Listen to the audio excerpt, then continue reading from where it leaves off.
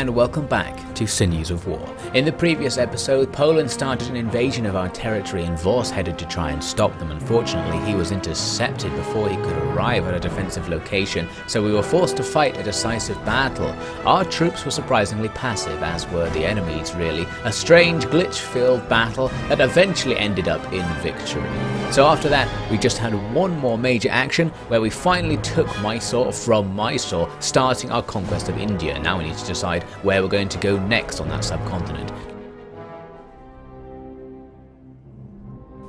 There's much to be said today, so I will keep these words as efficient as I can. For what reason are you here? Why does each of you sit where you sit and not anywhere else in the unlimited reserve of available destinies? In times past, the answer might have been because someone more powerful than you wanted you to be here. God, perhaps, or a king. But what is the answer now? The answer now is honest and true. You earned the right to be here. That, friends among friends, is the answer to another question as well. The question of why our people stand so proud, so tall, so prosperous. It is because the labours of our people have provided dominance as a much-deserved return. And now, I enter the scene, a man who to many of you does not share the laurels of your esteemed selves or the people he seeks to champion. A debate on the matter may last until the final pages of our history have already been written. So instead I promise you this. When you look back on the rule of King Wilhelm IV, the first monarch of the Golden Empire, you will all agree that he earned the right to rule. The hard work that made this nation great can still make it yet greater. And no man is given such power over our fate as I. Thus, it will be I who will work the hardest, I who gives and gifts the most to a people working towards the same goals. I say let the great writers, the great bards and scholars of the years to come be the rightful judges of what good or evil a king can invite. And before then, in these moments we share, let us work together to steer the words of those future critics into the harbours of joy and elation, of pride and prosperity, of virtue, of fraternity, and of victory. We'll start this week's episode with a bit of subterfuge, because here in the Americas, I've been trying to convert this place over to Protestantism, and it's being slightly undone by the fact that this new Spanish Catholic priest keeps trying to convert it back, so I can't move my Protestant minister away. To deal with that, I can try and assassinate him. Unfortunately, I failed, and they found out that I'm trying to kill them. I'm not at war with New Spain, but that's surely going to increase their hostility towards me. Now, also in the Americas, I'd quite overlooked the fact that Poland actually have a territory here, which I noted earlier was very strange and then forgot about. They've got 3 units moving into my territory, a general and 2 bow units. Nearby I'm recruiting new units to these 2 settlements to deal with that, plus there's a few units there already, so hopefully they won't be able to cause too much trouble. The real action will start, of course, once the West India Company forces arrive back from Europe, which will be next turn. At that point, we can easily defeat the Polish in the area and take their territory. So now let's go and have a look at the war situation in Europe. Last time we saw a Polish army moving down in the vague direction of Venice. Here it is, a full stack. But we've got lots of local forces nearby since I was preparing for an attack from this direction. So we should be able to deal with it, especially when Voss arrives, and he can just about arrive to the battle site this turn. I can move up reinforcements recruited from Venice there to add to one of my small stacks gathering at those cotton farms. So now we have quite a lot of men in the area, and they're all in reinforcement range of where the Polish army is. So that means if Voss just goes and attacks, all of these armies should come into the battle. It's just about within that yellow circle.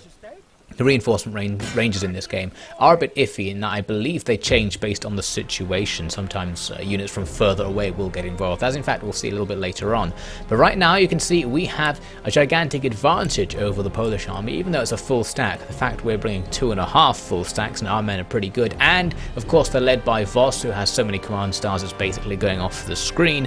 That's all giving us a nice big hefty boost to the balance bar. Now because of this I thought maybe we should just auto-resolve this, since you actually have a disadvantage in fighting it yourself in this situation because your reinforcements aren't counted for because they can't get involved in the battle when you play it manually. So I do an auto-resolve and the result is fine. We lose 10% of our forces, perfectly acceptable, killing thousands of enemies, and the remaining forces fall back and disappear. So right now we're in a nice position to potentially go and attack Vienna next turn. The Polish still have loads of forces right there, as you can see, but hopefully we can gather up even more men and just plow in. I'm going to need to start replenishing these armies from the casualties they just took in this battle. Didn't really have enough money to actually do all of it, but still, they're going to be strong enough for now. Now it's time for Gaiden to go on the move, and last time I decided that he was going to do some sneaky rear attacks on these unguarded Polish territories, and first of all it works quite well. We're going to Moldova and they just surrender as we advance. So there we go, we captured that settlement for no losses. That was easy. So we can basically just keep doing that in the Polish-backed territories unless they move forces over to stop us, which would be very nice as a distraction for Voss. In Mysore, I'm basically now just waiting for a rebellion. I'm not going to declare war on the Maratha just yet because I want that rebellion to be over and done with. And the topic of rebellion reminded me that there was actually a rebellion here in Morocco that I need to deal with. They're in range of Courtland's army, and their army isn't very powerful. It stands and fights, loses as you might expect, and then falls back. Luckily it doesn't fall back very far, so I can just chase them down and fight them again in an even easier battle, and there they go. Courtland getting some accolades now as a general and getting pretty good, so that's handy. Not that he's going to be involved in much action right on this side of the map. He's sort of here just in case something happens in Western Europe. So as we move on, the Prussians complete their random march to the west coast of France they've been doing for the last few turns. No idea what they're up to or what they plan to do, but they're over there now, so we'll see if they just march back. They also made some attacks against Poland. What I really wanted to see was what Poland were going to do and whether they'd advance against me. What we seem to witness is Polish forces just scrambling all over the place, in many cases just marching backwards and forwards along the same routes. So overall, no idea what they're trying to do. Possibly they're not trying to do anything. That is a distinct possibility. So as we start the next turn, Gaiden is going to keep pressing his advantage. We're just going to move right out of the territory just captured. It's not good public order wise, but hopefully it will be very soon so we can stop it from rebelling and just use our force to march on to the next settlement, which is not occupied at all thanks to the reports from my rake. So we head in. I'm going to ask them to surrender as well because there's only a few units, and they actually accept. So there we go, we've just took 2 regions in 2 turns without losing any men. Poland getting weakened very fast by Gaiden's sneaky advance here. Republic flags will do. The king only sent enough flags to smother a single building. It'll be months until we can arrange things otherwise. And don't go getting the locals to make new flags on our purse. I won't spend a penny on the king's ego. They sure picked a nice time to go overthrowing the state. Didn't notice the state was a little busy with matters of life and death out here, I presume. Let's cut ourselves some slack at the king's expense then, shall we? Spread word that all taxation is to be ceased. It'll take an age to gather it from this backwater anyway, and then it will take twice as long to work out who the money's meant to go to. I can see Voss in my place smirking as he explained why he'd take the money for himself.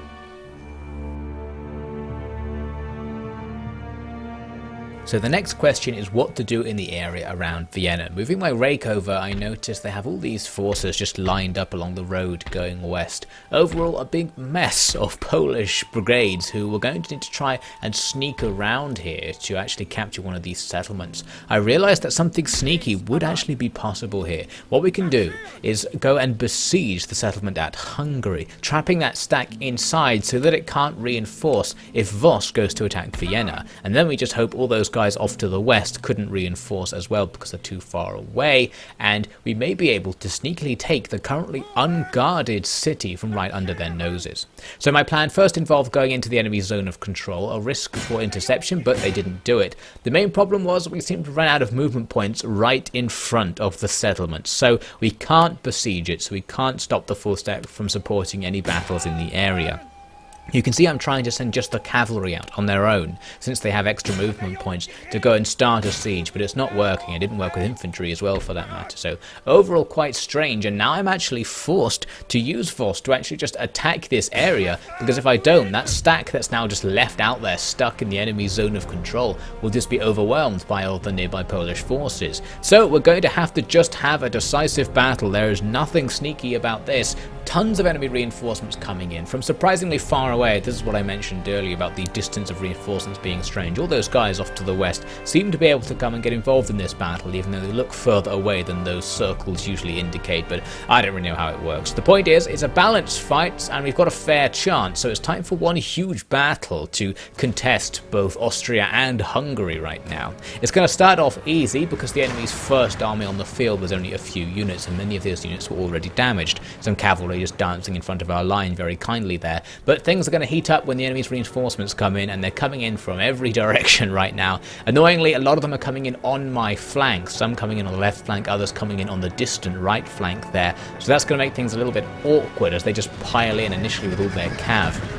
The heavy cav hanging around in the centre are going to be very kind to me by just dancing in front of the line, as I said, and getting shot. So they rout, so that's a fantastic start. One unit down, but now all of the other cav are going to start piling in all along the line, mainly though focusing on the flanks, which are quickly forming squares in order to try and repel the enemy. This square seems to somewhat dissuade the enemy from attacking it, as they turn away at the last second and decide to attack a different square instead, getting a nice downhill charge actually, and just bursting inside. I always thought it was strange how the squares worked, because historically they're meant to make cavalry attacks impossible, but in the game they just seem to make it slightly less likely and a little bit more likely that you'll win in the melee, so I don't know exactly how they're meant to work.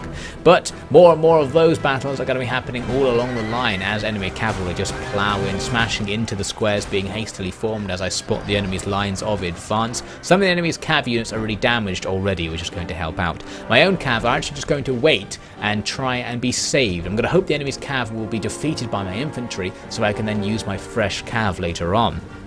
Now we've got a classic problem right now as some pikemen are advancing towards the line, and we've seen many times before that pikemen can absolutely wreck line infantry in melee, and they unfortunately for us come right over a crest and hit this unit as it's reforming. A perfect charge from the pikemen. They don't take any gunfire as they come in, so now they are going to start slashing through our ranks, half their men blasting through to the other side and charging way too far. Now it's going to be a deadly melee. Both sides will take enormous casualties. Pikes aren't very strong in terms of survival ability, but they will kill lots of my men while they're still there.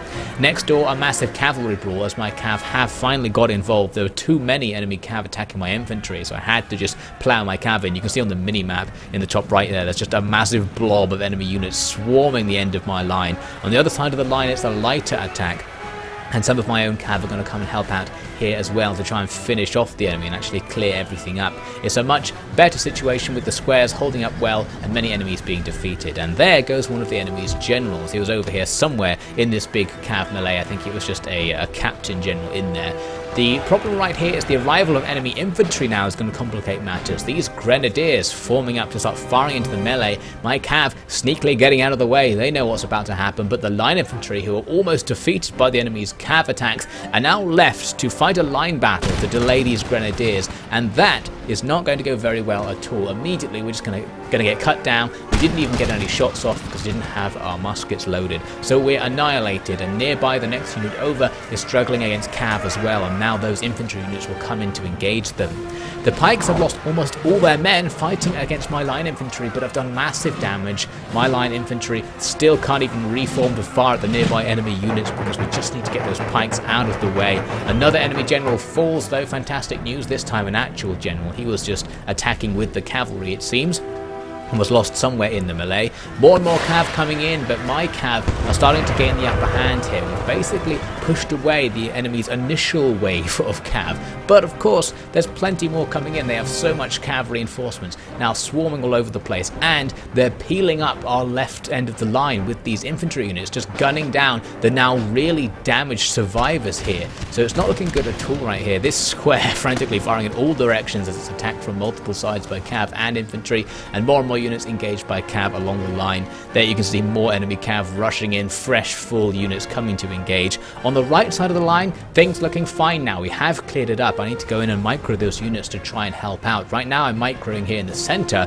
where you can see I'm trying to form a new line to face off against the new melees that are breaking out around this square position on my center left. So I'm hoping this new line will stop this peeling effect going all the way along my main infantry positions.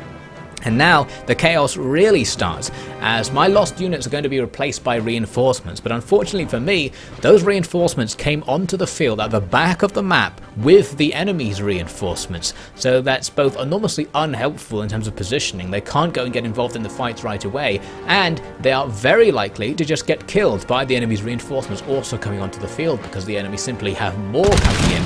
So right here you can see a unit of cavalry takes a volley from line infantry before I realised what had happened and told them to just go and charge those line infantry to try and take them out. But because more and more line infantry and enemy units will just keep coming into this exact position, it's going to be difficult for them to hold on. Okay, you finally caught up with the other companies. Next time, you'll leave the map reading to me. You couldn't find your way out of an outhouse without at least one regrettable wrong turn. Now, let's hang on. Those aren't our companies. It's the enemy. Where in God's earth have you brought us? You fool! Show me that map. Unbelievable. You have it upside down. We're on the wrong bloody side. Well, you're going to get us out of this mess, aren't you? We will be cut to pieces sitting here. Gather everyone up. And charge the nearest enemy formation. Scatter them. And make damn well sure that you're at the very front. Better die with courage than stupidity. The reinforcement kerfuffle continues now, with some howitzers being brought onto the field right in the middle of the enemy's reinforcement zone, so it's going to be difficult for them to get out of there since they're so slow. Back at the main fight though, things are starting to clear up, as I've now finally got an infantry line ready, and that line's going to be able to stop the enemy from peeling up my left flank as I had feared, so that's fine news. Next door, a brawl still going on with just about finishing off those enemy cav. Now at the reinforcement point we have a very big mistake going on right here. You can see one of my units of cav is standing in front of the infantry and getting shot to pieces by them. I had ordered this cav unit to attack this expatriate infantry, but unfortunately when I gave the order the unit wasn't fully onto the field, and you can't issue an attack order, only a movement order if that is the case, so they basically moved up to them, and I had just assumed they were fighting them without coming to check, and now they're being torn apart. So that's one unit of cav thrown away. They shatter to that fire, which is a shame because expatriate infantry are quite weak in melee, so they almost definitely would have won. Another mistake incoming. You can see the howitzers are currently parting their way through a melee between some cav and infantry, and once the howitzers touch the melee they'll drop the pieces and probably die in it, so very inconvenient again. At least things are now finally secure back on the main line as my troops form up in firing lines on top of the piles of dead bodies. Here are the howitzers. They crept into the melee and they just sort of stop once they realize they can't get through. A few of the crew going to duel with the enemy. It would be really nice if the enemy was to rout at this point, but unfortunately they fight it on long enough that my howitzers did manage to get themselves killed. Now we've got another unit of line infantry coming in here as reinforcements, and they are just being shot to pieces by the expatriates, since in the game I haven't noticed them come onto the field yet, so nice and inconvenient. More enemy infantry coming in behind the expatriates as well. You can see I finally realised, just gave them a quick order, basically turn around and fire back. We're not going to put any more thought into it than that. So this unit's now going to have a bit of a challenging time, because it's going to have to face not only the expatriates, who already have an advantage on them thanks to killing a load of them in those early volleys, but they're going to have to face those other units coming in behind them as well, which is surely going to get drawn into this combat. So this unit's almost just a sacrifice to stop those units from coming and joining the battle for a while. The battle itself in the centre is actually going quite well.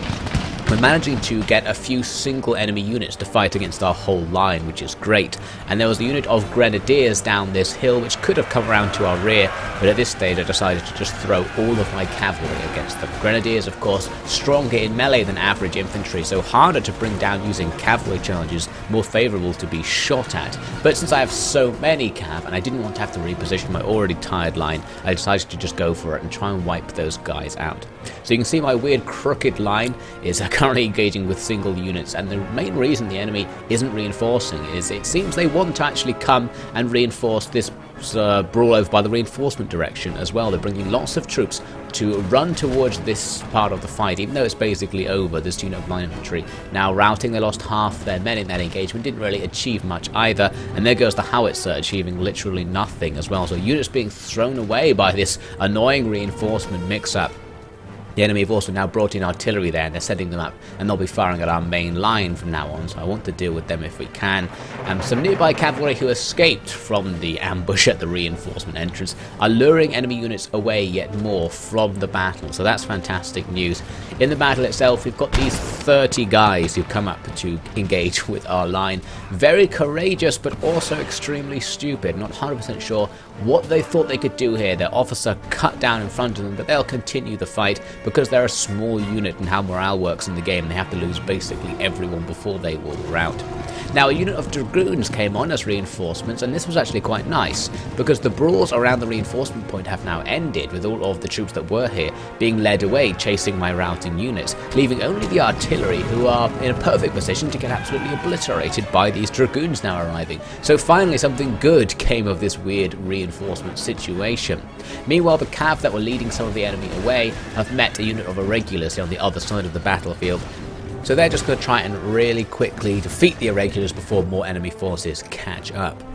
Now, from the other side of the field, where the other reinforcements are coming in, the enemy are starting to get a more serious attack going. They've got more artillery pieces set up, and infantry seeming to gather in the centre, marching towards my main position. It seems we might finally have a more traditional battle brewing here, with my side very weak, but the enemy probably having fewer regiments overall, so it might be just about even in terms of infantry.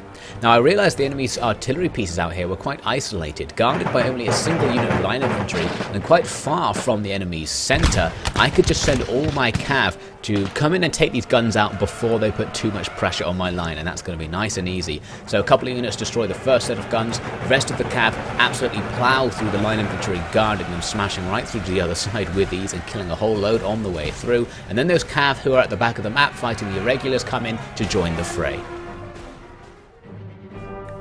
I know we barely mapped the area, but it's pretty damn hard for a whole battalion to get lost. We come out here to risk everything in a battle to take the heat off them, and they don't even have the wits to show up for it. This is what happens when you give a load of Italians and Croats a uniform that's meant to be earned through skill. But if the king thinks it's wise to have virtually no one in the Dutch armies actually be Dutch, then fine. I'll even sharpen his shovel for him so he can get that early grave sorted faster. Lucky for him, my men are worth 3 battalions at least. I'll petition him to pay for the reparations of the families who lost someone today. If he refuses, he'll find his rule very short-lived indeed.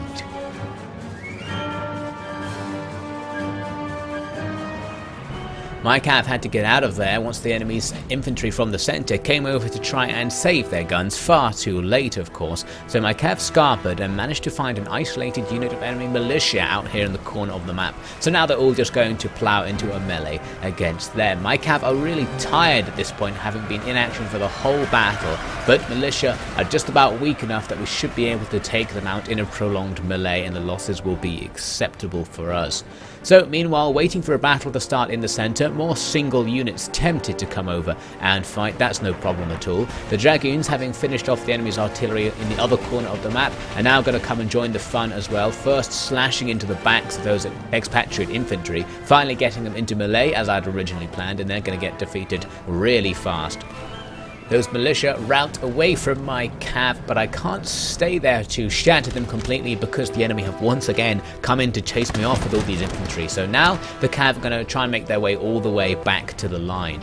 On the way though, there was a juicy target, so I had to give them one more attack order. The enemy sent some irregulars to fight the line on their own. Now the irregulars have longer range than regular line infantry, so they are able to potentially snipe at some of my troops, so handy to just completely obliterate them with the cavalry death blob before we get them back behind the line to try and draw all of the enemy's line infantry into actual combat. And soon enough over they come. I noticed that this general is actually making a cheeky escape from the battle. He only brought 7 troops originally and they all died, so it was just him left in his unit, and he is going to run, leaving his troops there to fight the rest of the battle on their own. So they've got a few regiments, fewer than us, but their regiments are in better condition. But of course we have artillery and cavalry advantage to play with now, so at this stage it's just a case of trying to finish the enemy off with as few casualties on our side as possible.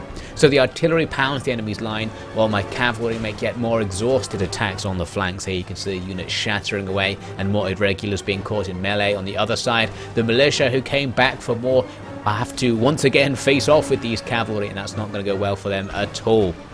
In the centre, a line battle beginning, but you can see I've folded around the edge of the enemy, now firing onto the flank of this unit.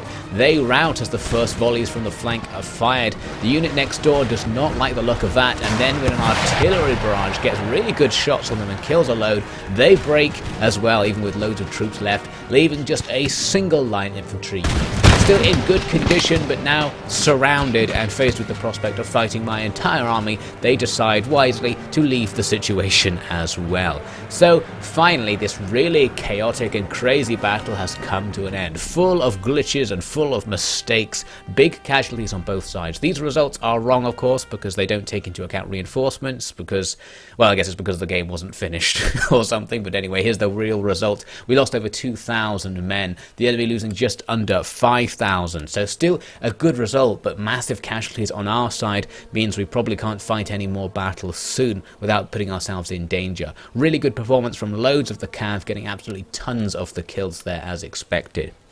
So this victory scatters all these Polish armies. They are sent running, and that leaves both Hungary and Austria completely exposed to potential attacks from us. Of course, Hungary, we can't just walk into it because our men have given up. Even the cavalry can't push any further in.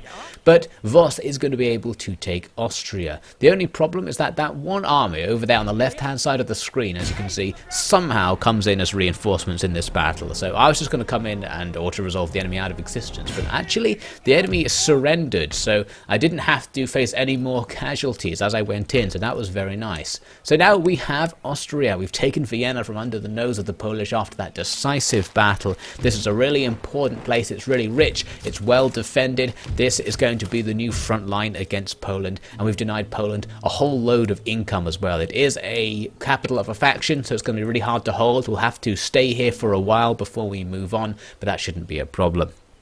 Now I wanted to see if we could take Hungary as well. I tried moving up a reserve cav from somewhere down to the south, and they managed to get there and put a siege around Hungary, but unfortunately we can't actually make a siege assault. I think it might be because a cavalry unit isn't allowed to engage in an assault against a fortified position, since cav technically have no way to get inside, even though this giant reinforcement army could just bring in the guns, but I don't think it calculates it like that. So instead I tried bringing up some of these irregular troops that I had recruited, and here we have more luck. These guys are able to initialize the siege. We have a gigantic advantage. The enemy won't surrender, even though both Voss and my backup army are coming in to this engagement, so we just auto-resolve. The result is fine. Voss gets a galloper, some random ancillary that doesn't give him any advantages, and of course we now control Hungary, so we have just swept two regions out from under the feet of Poland. Hungary isn't particularly valuable as a region. It's only worth a tiny bit, and I'm not even going to tax it because it's worth so little. So overall, it looks like the war with Poland's going very well. The last thing I wanted to do in this turn was go and take out that army in the Americas. So I sent a load of troops. It's just 2 units of archers and some guards. I've got howitzers, native troops, regular line infantry as well, and it's absolutely disastrous. Somehow we lose tons of our men, the enemy surviving there, so I don't know what happened in that auto-resolve. I just assumed I had a gigantic advantage. Something went wrong, so that soured things slightly, but we now have Voorhees coming in with the main force arriving back from Europe, and they're going to march right up to Upper Louisiana. It seems pretty safe to say that we are going to have our revenge on the Polish in North America very soon. Despite their now overwhelming presence in Europe, the Dutch had a key diplomatic weapon that kept their neighbours unwilling to risk a war. They had always conquered out of defence. It was possible for Dutch officials to claim that all of their conquest was simply punishment for the many nations that had waged war on them over the previous decades. Never had they initiated a war with another power. They had only taken territory through counter-invasions. So for Britain, Portugal, Prussia and Sweden, the massively expanding Dutch Empire was not the huge concern one might have assumed. But some must have wondered what the powerful Dutch military would be tasked with doing once they ran out of attackers to subdue.